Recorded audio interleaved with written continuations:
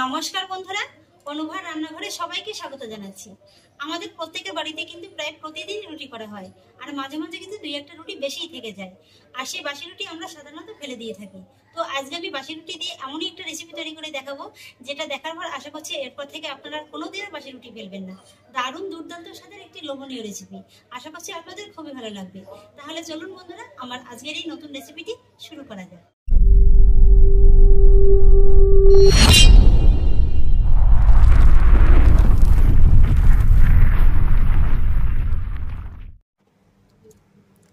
বন্ধুরা, আজকের এই রেসিপিটির জন্য আমি এখানে 4 পিস বাসি রুটি নিয়েছি। আপনারা কিন্তু এখানে চাইলে টাটকা রুটিটাও ব্যবহার করতে পারেন, আর আমি এখানে আগের দিনে রাতে তৈরি করা রুটিটাই নিয়েছি। এবার সবার প্রথমেই আমি এই রুটিগুলোকে একটু টুকরো টুকরো করে ছিঁড়ে নেব। একসঙ্গে দুটো রুটি ধরে আমি এইভাবে একটু ভাঁজ করে তারপরে ছিঁড়ে নেব।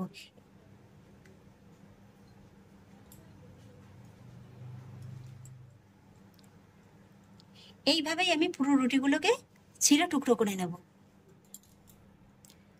4টি রুটিকেই আমি এইভাবে টুকরো টুকরো করে ছিঁড়ে নিয়েছি। আর এবার আমি এই রুটিগুলোকে একটু মিক্সিং জারের ভিতরে দিয়ে ঘুরিয়ে নেব। আমি যেহেতু ছোট জারটা নিয়েছি তাই একবারে পুরোটা যাবে না, এইভাবে অর্ধেকটা করে নিয়ে তারপর আমি ঘুরিয়ে নেব। পুরো রুটিটাকে আমি মিক্সিং জারের ভিতরে ঘুরিয়ে নিয়েছি। আর ঘুরিয়ে নেওয়ার পরে দেখুন বন্ধুরা, এটাকে কিন্তু একেবারে ব্রেড ক্রাম্বসের মতোই লাগছে। এবার আমি পুরো রুটিটাকে মিক্সিং বোলের ভিতরে ঢেলে দেব। তারপর এই গুঁড়ো করে নেওয়া রুটির ভিতরে অ্যাড করব মিডিয়াম সাইজের দুটো সেদ্ধ করে নেওয়া আলু দুটোকে কিন্তু আমি আগেই সেদ্ধ করে গ্রেট করে নিয়েছি। আপনারা চাইলে হাতেও ম্যাশ করে নিতে পারেন, তবে যদি গ্রেটার দিয়ে গ্রেট করে নেন তাহলে এর ভিতরে আর কোনো লাম্পস ভাব থাকবে না। তারপরে অ্যাড করব হাফ কাপের মতো গ্রেট করা বাঁধাকপি। এখানে কিন্তু আমি বাঁধাকপিটাকেও এইভাবে ছোট গ্রেটার দিয়ে গ্রেট করে নিয়েছি। আর এখানে আমি আলু আর বাঁধাকপিটা অ্যাড করছি, আপনারা কিন্তু আপনাদের পছন্দ অনুযায়ী যে কোনো সবজি ব্যবহার করতে পারেন। সেই সঙ্গে দিয়ে দেব দুটো কুচি করা কাঁচা লঙ্কা, কিছুটা ধনেপাতা কুচি, আর এবার দিয়ে দেব 1/4 চা চামচ লাল লঙ্কার গুঁড়ো। আপনারা এখানে লাল লঙ্কার গুঁড়োর পরিবর্তে কালো গোলমরিচের গুঁড়োটাও ব্যবহার করতে পারেন। আর দিয়ে দেব 1/4 চা চামচ হলুদ গুঁড়ো, আর দিয়ে দেব 1 চা চামচ আদা রসুন বাটা। আমি কিন্তু এবার শুরুতেই লবণটা দিলাম না, প্রথমে আগে একটু মেখে নেব, তারপরে পরে বাকি লবণ আর অন্যান্য উপকরণগুলো অ্যাড করব। এবার প্রথমেই একবার ভালো করে একবার মেখে নেব। প্রথমে একবার মেখে নেওয়ার পরে এবার আমি এর ভিতরে অ্যাড করব স্বাদ অনুযায়ী লবণ, হাফ টেবিল চামচ চিনি, তবে এটা সম্পূর্ণই অপশনাল, অপছন্দ হলে স্কিপ করে যাবেন। আর এবার দিয়ে দেব উঁচু উঁচু 1 টেবিল চামচ অ্যারারুট। আপনারা এখানে অ্যারারুটের পরিবর্তে কর্নফ্লাওয়ার অথবা ময়দাটাও কিন্তু ব্যবহার করতে পারেন। আর সেই সঙ্গে অ্যাড করব 1 টেবিল চামচ টক দই। এখানে টক দইটা দিলে এর টেস্টটা কিন্তু বেড়ে দ্বিগুণ হয়ে যায়, আর মাখার সময় বাইন্ডিংটাও খুব ভালো আসে। এবার সমস্ত উপকরণগুলো আবারও একবার হাত দিয়ে ভালো করে মেখে নেব। সমস্ত উপকরণগুলো আমি রুটির গুঁড়োর সঙ্গে খুব ভালো করে মেখে নিয়েছি। আর এবার দেখুন এর বাইন্ডিংটা ঠিক কিন্তু এরকমই আসবে। এবার আমি এই রুটির গুঁড়োর ব্যাটার থেকে এইভাবে অল্প অল্প করে নেব, তারপরে ছোট ছোট বলের আকারে তৈরি করে নেব।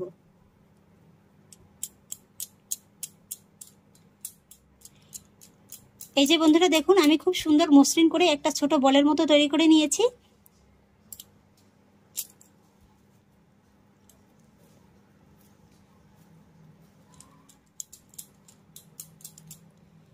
আরো একটি তৈরি করে নিলাম, আর এইভাবে আমি সবকটি তৈরি করে নেব।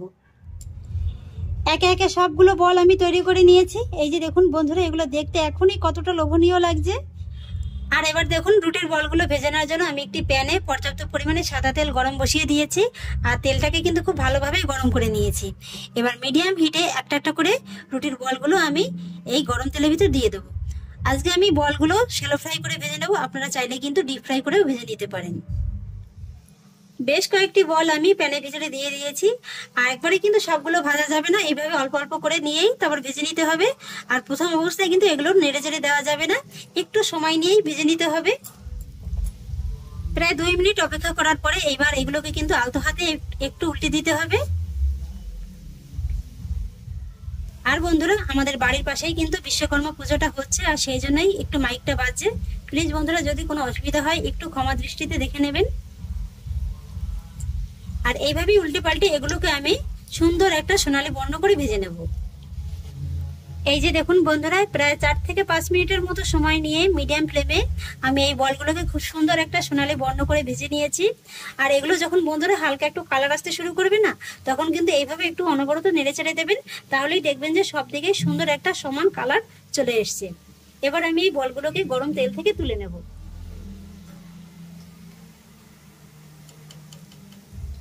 দেখতে দেখুন বন্ধুরা কতটা লোভনীয় লাগছে।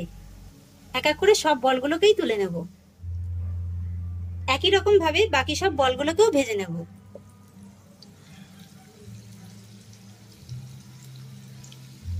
এই যে বন্ধুরা এক এক করে আমি সবগুলো বল ভেজে নিয়েছি। কি বন্ধুরা, দেখে এখনই খেতে ইচ্ছে করছে তো?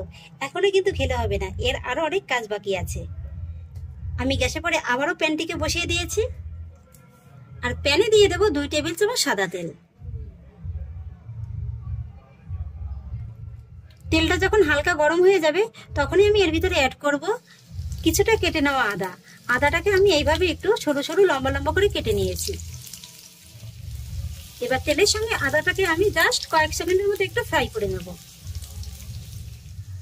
আদাটা যখন এরকম সুন্দর একেবারে ফ্রাই হয়ে যাবে, তখনই এর ভিতরে আমি অ্যাড করব বড় সাইজের একটি পেঁয়াজ কুচি। পেঁয়াজটাকে কিন্তু এইভাবে একটু লম্বা লম্বা আর মোটা মোটা করে কেটে নিতে হবে। আর কেটে নেওয়ার পরে এইভাবে একটু ছাড়িয়ে নিলেই হয়ে যাবে। আর সেই সঙ্গে অ্যাড করব কিছুটা ক্যাপসিকাম কুচি। এখানে আমি ছোট সাইজের একটি ক্যাপসিকাম এইভাবে একটু বড় বড় করে কেটে নিয়েছি। আর সেই সঙ্গে অ্যাড করব ছোট সাইজের একটি টমেটো কুচি। টমেটোটাকেও কিন্তু আমি একই রকম ভাবে কেটে নিয়েছি। এবার গ্যাসের ফ্লেমটা মিডিয়াম হাইতে রেখে এই পেঁয়াজ, ক্যাপসিকাম আর পাকা টমেটোটাকে একটু হালকা করে ভেজে নেব। মোটামুটি এর ভিতরে একটা সুন্দর ক্রাঞ্চি ভাব থাকবে, সেদ্ধও হবে অথচ একেবারে গলে ঘেটেও যাবে না, সেরকম করেই ভেজে নিতে হবে। তবে ভেজে নেওয়ার আগে আমি এর ভিতরে অ্যাড করব কিছুটা রসুন কুচি। এটা আমি শুরুতেই ব্যবহার করতাম, ভুলে গিয়েছি, সেই জন্য এখন দিয়ে দিচ্ছি। এখানে আমি 7 থেকে 8 পার মতো রসুন এইভাবে কুচিয়ে নিয়েছি। এবার সমস্ত উপকরণগুলোকে এইভাবে আমি একটু হালকা টস করে নেব। এইভাবে যখন সবকিছু একটু হালকা ভাজা ভাজা হয়ে যাবে, তখনই আমি এর ভিতরে অ্যাড করব 3 টেবিল চামচ টমেটো কেচাপ। সেই সঙ্গে অ্যাড করব 1 টেবিল চামচ সয়া সস। আর অ্যাড করব 3-4টির মতো চেরা কাঁচা লঙ্কা। সেই সঙ্গে দিয়ে দেবো স্বাদ অনুযায়ী লবণ। লবণটা কিন্তু এখানে একটু বুঝেই দেবেন, যেহেতু আগে লবণটা ব্যবহার করা হয়েছে। আর তাছাড়া কিন্তু এখানে সয়া সস কিংবা টমেটো কেচাপও হালকা একটু লবণ লবণ ভাব থাকে। আর সেই সঙ্গে দিয়ে দেবো 1 চা চামচের মতো ভিনিগার। এখানে আপনারা ভিনিগারের পরিবর্তে লেবুর রসটা ব্যবহার করতে পারেন। এইভাবে যদি একটু ভিনিগার কিংবা লেবুর রসটা এই রেসিপিটাতে দেন, তাহলে কিন্তু এই রেসিপির স্বাদটা একদম বেড়ে দ্বিগুণ হয়ে যাবে। সুন্দর একটা খাট্টা মিঠা স্বাদ আসে কিন্তু। এবার সমস্ত উপকরণগুলো আমি ভালো করে একবার মিশিয়ে নেব। আর এই সময় কিন্তু আমি গ্যাসের ফ্লেমটা লোয়ে রেখেছি। আর তারপর এই ভেজে নেওয়া বলগুলো এর ভিতরে আমি দিয়ে দেবো। একবার ভালো করে নেড়ে চেড়ে মিশিয়ে নেব। সবকিছু আমি খুব ভালো করে নেড়ে চেড়ে মিশিয়ে নিয়েছি। আর এবার কিন্তু বন্ধুরা এটাকে রান্না করতে একদমই সময় লাগবে না। আর এবার আমি এর ভিতরে অ্যাড করব কিছুটা ধনেপাতার ডাঁটি কুচি। আর সেই সঙ্গে অ্যাড করব এই 1 চা চামচের মতো সাদা তিল।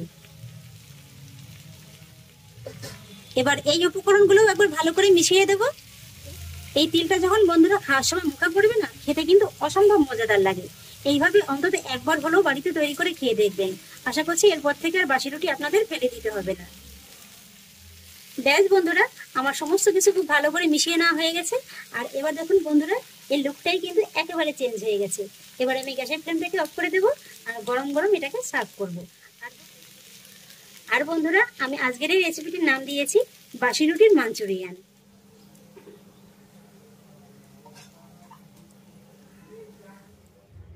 আমি একটি প্লেটে সার্ভ করে নিয়েছি। আর এবার আমি আপনাদের একটা বল একটু ভেঙে দেখিয়ে দিচ্ছি যে এটা কতটা সফট হয়েছে। এই যে দেখুন বন্ধুরা, আশা করছি নিশ্চয়ই দেখে বুঝতে পারছেন যে আমার আঙুল দিয়ে কিন্তু চাপ দেওয়ার আগেই একেবারে খুব সুন্দরভাবে ভেঙে গেল। প্রত্যেকটা বলে কিন্তু একই রকম ভাবে একেবারে নরম তুলতুলে হয়েছে। এই যে দেখুন, এর ভিতরে একেবারে মশলাটা কিন্তু খুব সুন্দরভাবে ঢুকে গেছে। তাহলে আশা করছি বন্ধুরা এবার থেকে আর বাসি রুটি কোনোদিনও ফেলবেন না। এই রেসিপিটি অন্তত একবার হলেও তৈরি করে খেয়ে দেখতে পারেন, খেতে কিন্তু অসম্ভব লোভনীয় লাগে। আর তাছাড়া রুটি ফেলে দিয়ে লাভ কি, এইভাবে যদি একটু নিত্য নতুন তৈরি করে খাওয়াই যায়। আর আমার আজকের এই রেসিপিটি যদি আপনাদের ভালো লেগে থাকে তাহলে আমাকে অবশ্যই একটা লাইক এবং কমেন্ট করবেন, সেই সঙ্গে বন্ধুদের সঙ্গে শেয়ার করবেন।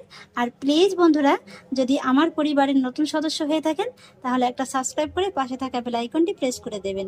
ফিরে আসছি এরকমই পরের অন্য কোনো নতুন রেসিপি নিয়ে। সবাই ভালো থাকুন, সুস্থ থাকুন, ধন্যবাদ।